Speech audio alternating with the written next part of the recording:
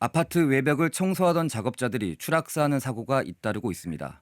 부안에서 60대 노동자가 15층 높이에서 떨어져 숨지는가 하면 전주에서 50대가 6층 높이에서 추락해 사망했습니다.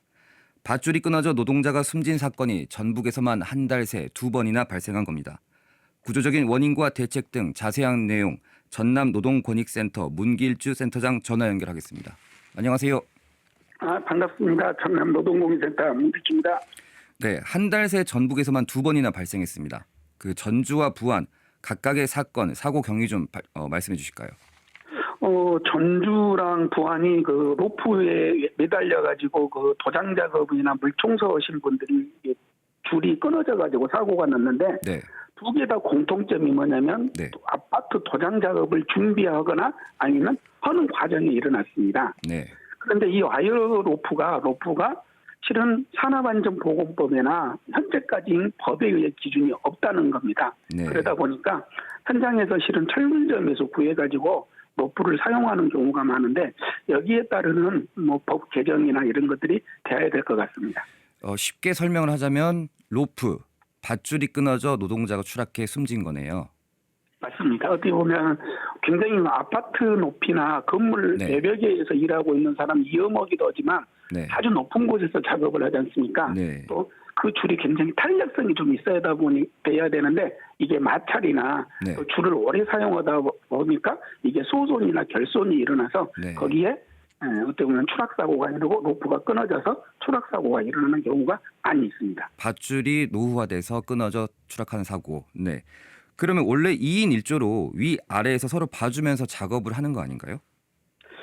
원래는 2인 1조나 어떻게 보면 산업안전보건법에서는 2m 이상 높이는 그물망이나 이런 것들이 설치가 돼야 되는데 네. 실제로 그 아파트나 그 어떤 건물 내벽에서 청소하는 사람들은 하나의 줄에서 흔히 말하는 일을 합니다. 아하. 또 2인 1조가 기본 원칙으로 지켜져야 되는데 네. 아주 영세거나 또 이분들이 특수고용 노동자다 보니까 실제로 2인 1조로 작업하는 경우는 거의 대부분 없습니다. 방금 말씀해 주셨는데 안전망이라든지 에어매트 같은 건 없었겠죠.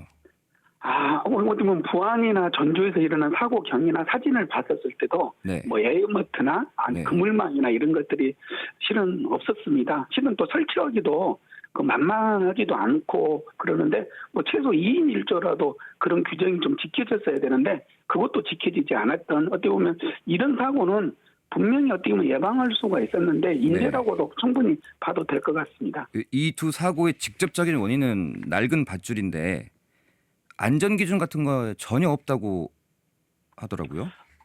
현재 어떻게 보면 예줄에서 일하고 있는 노동자들 있지 않습니까? 네. 그 건물 아까 말한 청소하거나 네. 아파트를 도장하는 사람들이 있는데 현행 이런 분들에게는 이런 노동자들에게는 산업안전보건법이나 이런 것들이 굉장히 적용이 안 되는 이런 현실이고 아까 말했던 특수고용 노동자 형태로 본인이 사업주로 돼 있는 분들이 있어서 산업안전보건법 이런 데 적용이 되지 않고 있는 상황입니다. 그러면 건설 산업 현장과 다르게 아파트 외벽에 기준이 없는 건가요? 맞습니다. 어떻게 보면 건설 현장이나 조선소나 이런 중량물을 옮기는 데는 쇠에 대한 기준이 있습니다. 로프 있지 않습니까? 네. 이거 쇠 로프에 대한 기준이 있는데 이런 아파트에서 일하는 예줄에서 일하는 그 기준은 없습니다. 그러다 보니까 많은 그 예줄이나 도장 작업이나 물 청소하신 분들이 네. 보통 보면 철물점에서 철물점에서 네. 배추를 사서 구입을 하고 이런 상태입니다. 그러면 로프 밧줄의 규격이나 기한, 내구성 등 기준이 없는 상황이죠? 맞습니다. 어떻게 보면 없다고 봐야 될 것 같고 네. 정부에서도 제가 개인적으로 여러 번 의견을 전달했는데 네. 실은 별로 중요하지 않는 건 몰라도 그냥 넘어가는 경우들이 많이 있었는데 이번 전주나 부안에서 이렇게 사망 사고가 2건 일어났지 않습니까? 네. 여기에 따라서 이제 대책도 빨리 좀 시급하게 나와야 되지 않냐 이런 생각이 듭니다. 그러니까 아파트 외벽에서 일하시던 노동자들이 좌우로 움직이시면서 밧줄이 마찰로 인해서 삭거나 닳게 되는 거잖아요. 네, 맞습니다. 또 어떻게 보면은 아까 특수고용 노동자들이거나 이분들이 아주 영세한 사업장에서 근무하고 있지 않습니까? 네. 그러면 밧줄이 소손이나 결손이 있는 걸 모릅니다. 어떻게 보면 그걸 폐기하고 그래야 되는데 기준이 없다 보니까 그냥 네. 계속 사용하는 거죠. 그거에 의해서 이제 아까 밧줄이 끊어지거나 아까 그런 마찰에 의해서 흔히 말하면 추락하는 사고들이 발생되고 있는 거죠. 그 육안으로 그러면 밧줄의 상태나 손상 여부를 확인하기 어렵나요? 어렵습니다. 밧줄이 뭐냐 꼬여 있지 않습니까? 네. 그러다 보니까 그 안에서 결손이 되거나 소손이 된 거는 실제로 육안으로 보기에는 굉장히 어렵다 이렇게 봐야 될 것 같습니다. 그럼 폐기를 할 만한 시점이나 뭐 기준이 없으니까 낡은 밧줄을 계속 사용하게 되겠네요. 맞죠. 아하. 현장에서는 어떻게 보면 그런 기준이 없다 보니까 네.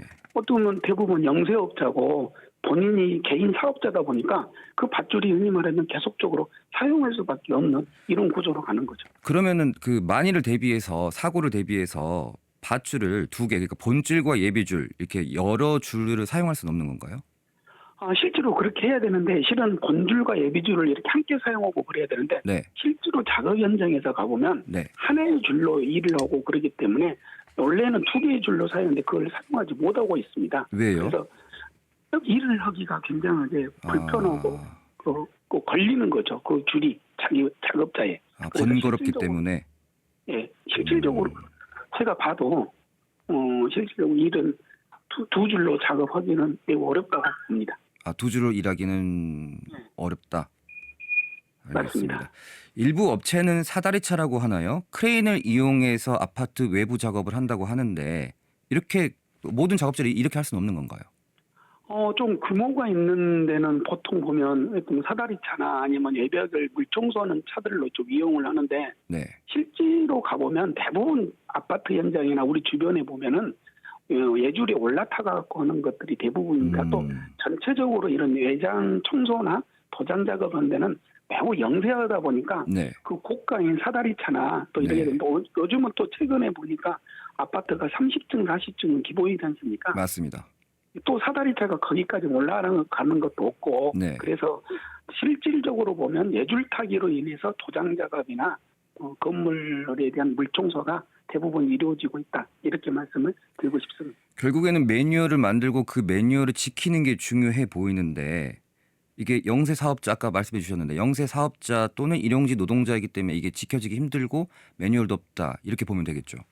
맞습니다. 어떻게 보면 법에도 그런 법이 명확하게 없는 거고 네, 또 실질적으로 그런 안전보호구나 안전장치나 할 수 있는 영세사업자나 개인 노동자가 일용직 노동자가 그거를 준비하고 그거를 마련하기에도 한계가 있다는 거죠. 그래서 이 건물 예벽을 청소하는 사람 또 도장하는 사람들에 대해서 분명한 법 개정이나 산업안전보건법 개정 이런 부분들이 한번 검토가 돼야 된다 이렇게 말씀을 드리고 싶습니다. 그 정부가 이분들의 안전을 위해서 조치나 법 개정을 하기 위해선 데이터 그러니까는 어느 정도의 값들이 있어야지 이게 조치가 가능할 텐데 이분들이 지금 통계로도 안 잡히고 있나요? 그렇죠. 산업안전보건법에 예를 들어 네. 건물 예벽 청소 노동자들이나 건물 도장하는 사람들이 추락사고가 이랬다 이렇게 잡히는 게 아니라 네. 그냥 추락사고 이렇게만 아하. 잡혀 있다는 거죠. 그러다 보니까 건물 예벽에서 일하는 사람들, 물 네. 청소하는 사람들에 대한 이런 시스템이나 통계도 없습니다. 그래서 일단 통계도 없다 이렇게 말씀을 드리고 싶습니다. 사고의 원인이 없는 추락사 이렇게 잡히고 있는 거네요. 사고의 추락사는 원인은 분명하게 있지만 네. 그 원인이 예벽이나 도장 네. 작업하는 사람들한테는 통계는 안 잡히고 있다. 이게 이렇게 말하는 게 오히려 더 나을 것 같습니다. 그렇다면 이분들이 일용직 노동자 또는 특수고용 사업자인데 산업재해로 인정받을 수는 있나요? 건설 일용 노동자들은 받을 수가 있습니다. 왜냐하면 업체에 소속돼 있고 있다 그러면 가능을 하는데 네. 문제는 본인이 개인 사업자로 등록돼 있는 분들 있지 않습니까? 예. 이런 분들은 산업재해에 인정받기가 좀 어려운 상황, 이런 상황으로 갈 수 있을 것 같습니다. 뭔가 확실한 대안이 좀 있어야 할 것 같은데 어떻게 보십니까? 와이어, 로프나 밧줄 같은 기준 좀 어떻게 만들어야 될까요? 일단은 법이 개정돼야 될 것 같습니다. 네. 실질적으로 이런 건물에서 일하는 예줄로 일하는 사람들이 몇 명이고 네. 그분들이 애로사항은 뭐고 네. 어떤 형태로 작업이 이루어지고 있고 네. 이런 거에 대한 아주 기본적인 실태조사도 없는 상태입니다. 네. 그리고 이분들의 고용관계 있지 않습니까? 네. 노동환경에 대한 것도 전혀 조사가 되어 있지 않기 때문에 이런 부분들에서 정부가 어떻게 보면 나서서 이런 것을 조사하고 거기에 맞는 그런 예줄로 일하는 도장 작업이나 물청소하는 분들에 대한 법 개정이 반드시 이루어져야 이런 사고를 예방할 수가 있을 거라고 판단이 됩니다. 그 실태 조사를 먼저 한 뒤에 로프나 뭐 와이어나 밧줄에 대한 기준, 뭐 규격들을 만들어 나가야 된다 이런 말씀이시잖아요. 예, 맞습니다. 어떻게 보면 그분들에 대한 입장도 좀 들어보고 네. 그분들이 철물점에서 그런 줄을 와이어 줄을 구해서 사용할 수밖에 없는 건지 왜 산업안전보건법에는 그런 규정이 없는 건지 이런 것들도 함께 검토가 돼야 될 것 같습니다. 그렇기 때문에 조만간 부안에서 추락사하신 분의 유족을 만난다고 하셨어요. 지금 제가 알기로는 그저께 그제? 이분들 네. 유족과 해서 관계자들이 만난 것 같습니다. 1차적으로. 그런데 이제 입장차이나 뭐 이런 것들이 좀 많이 있어서 일단은 좀 결렬이 된 것 같고 이번 주나 다음 주 정도에 유족들이 저희 전남노동공익센터 오셔가지고 어떻게 대처를 해야 되고 어떤 요구사항을 해야 될 건가 이런 거 관련해서 면담이 예정되어 있습니다. 아하, 네, 알겠습니다.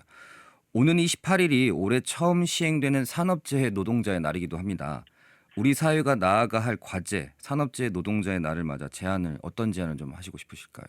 여전히 어떻게 보면 50인 미만 노동자들이나 비정규직 노동자들이나 이주 노동자들이 많이 현장에서 일을 하다가 네. 다치거나 사망하는 경우가 많습니다. 네. 그리고 4월 28일은 세계 유엔이 정한 오래전부터 세계에서는 산재 노동자의 날을 맞이해서 추모도 하고 그랬는데 네. 다행히 우리 정부는 올해부터 이것을 국가기념일로 제정을 했습니다. 예. 다시 한번 자기 주변의 현장이나 내가 일하고 있는 부분에 대해서 안전한가 이거에 대한 의문도 보시고 한번 주변을 확인해 보시는 이런 계기가 좀 되었으면 좋겠다 이렇게 말씀을 드리고 싶습니다. 죽지 않고 일할 권리를 위해 끝까지 힘써주길 바랍니다, 센터장님. 예, 알겠습니다. 우리 전남노동공익센터도 노동자들이 안전하고 건강하게 일을 할 수 있도록 최선의 노력을 다하겠습니다. 지금까지 전남노동권익센터 문길주 센터장이었습니다.